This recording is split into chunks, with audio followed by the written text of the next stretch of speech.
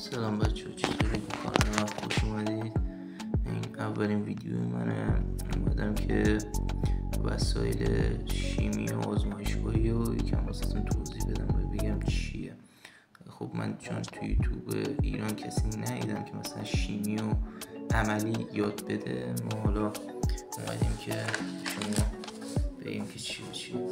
قبل شروع ویدیو حتما ویدیو رو لایک کنید، کانال رو سابسکرایب کنید و ویدیو واسه دوستاتون ارسال کنید. خب بچه ها بریم سراغ ویدیو. خب بچه ها نگاه کنید، من خیلی سختش نمیگم، خیلی خلاصه و ساده میگم. این بشر اسمش، بعد این اندازه هایی هم که روش نوشته دقیق نیست، اون اندازه رو با یه چیز دیگه میگیریم. این بشر برای منتقل کردن مایع از مایع به ظرف اصلیه. آره همین. خب بچه ها این اسمش ایرلن مایره، برای آزمایش کردن و واکنش نشون دادن و مثلا اینا دیگه، برای تتراسیون و اینا.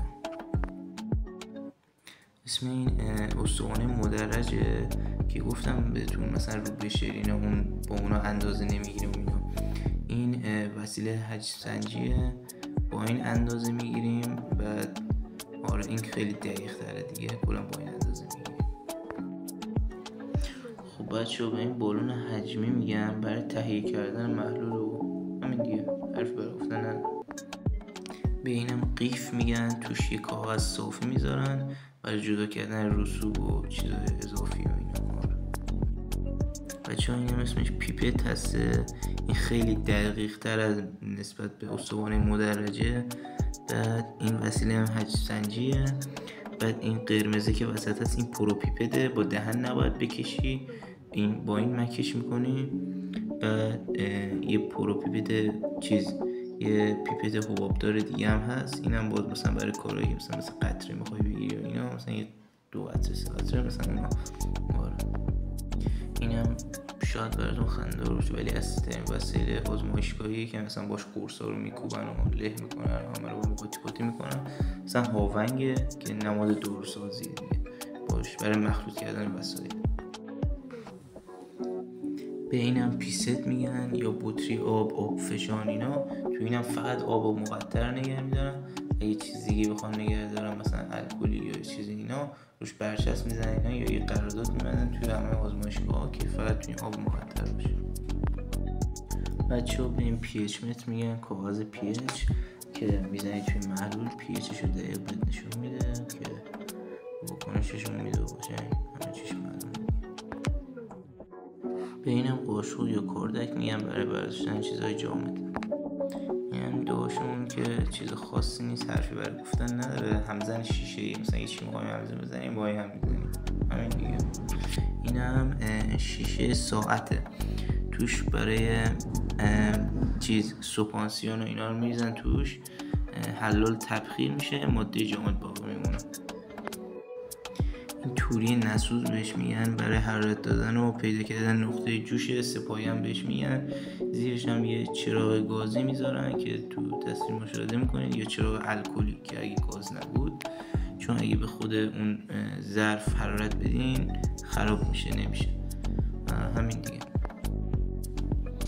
این هم دواسنج جیوهیه، اون یکی هم سانتریفیوژ بهش میگن. بعد برای جدا سازی رسوب از مایع رویه.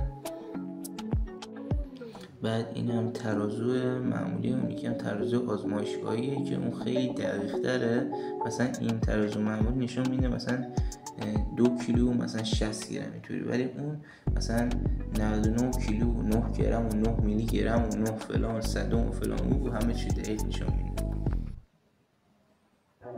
اسم اینم هیتر اسیتلره، برای حرارت دادن و هم برای هم زدن محلول و اینا. یه چیزی هم شبیه کپسول داره داخلش که اونو میندازی داخل اون ایرلن مایرت، بعد اون میچرخه محلول رو هم میزنه، مثل گرداب میکنه، که خیلی چیز خوبیه، کاربردیه.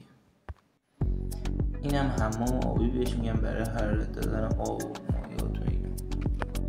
این هم بهش آون میگن، آون آزمایشگاهی برای خشک کردن ظروف و دارو اینا، که مثلا بعد روش آزمایش میکنن ببینن داروی گرم شده مثلا چقدر تغییر کرده و اینا.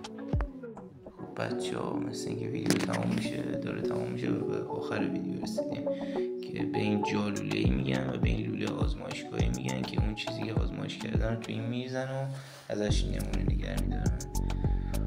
بچه‌ها مرسی که تا آخر ویدیو نگاه کردید. حتما کانال ما رو سابسکرایب کنید، ویدیو رو لایک کنید، کامنت بذارید و کانال رو به دوستاتون معرفی کنید و زنگوله رو هم بزنید که هر ویدیویی که گذاشتم اولین نفری که میبینید شما باشید. تا ویدیوی بعد، بدرود.